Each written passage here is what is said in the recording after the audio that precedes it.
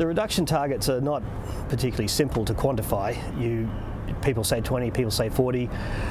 I think the main thing is if you're going to vote in Parliament on what you'd support, I would be far more willing to support a high figure than I think most of the Parliament would be. Okay, ballpark, say 30 to 50, I think would cover the ground between certainly addressing the root cause of the problem and hopefully not crippling the economy at the same time. That at this point of my understanding of the problem would be a fair range to aim for.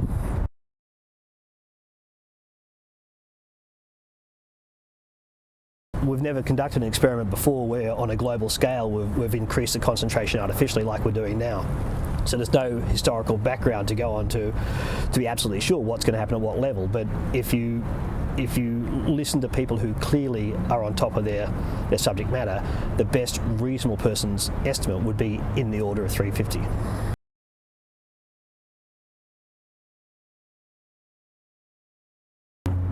I would support as little subsidy as was absolutely necessary to make sure our economy didn't crumble around us. But that's it. Any more is simply putting off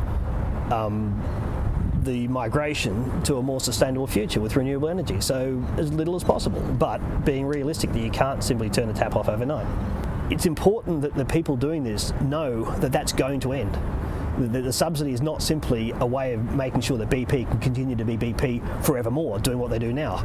There has to be that carrot for them, or the stick, to say, the game's up, guys. End a transition phase, work out where you're going to be at the end of it, start resizing, start retraining, and the society as a whole can adapt.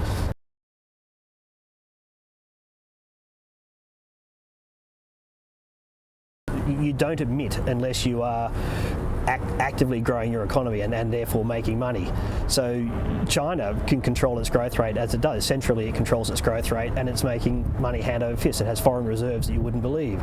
So helping China with emissions reduction, we can help them with technology. I've got no problem sharing the how-to, but actually giving money to people like China doesn't make sense at all. It's not those who are doing the emitting necessarily that might need the help. It's those that are suffering from the emissions but aren't themselves the cause of it, and they simply don't have the financial resources to take the steps that a reasonably wealthy country would otherwise do. It is our responsibility, given that we were historically most of the problem. We should be, some of the solution to them.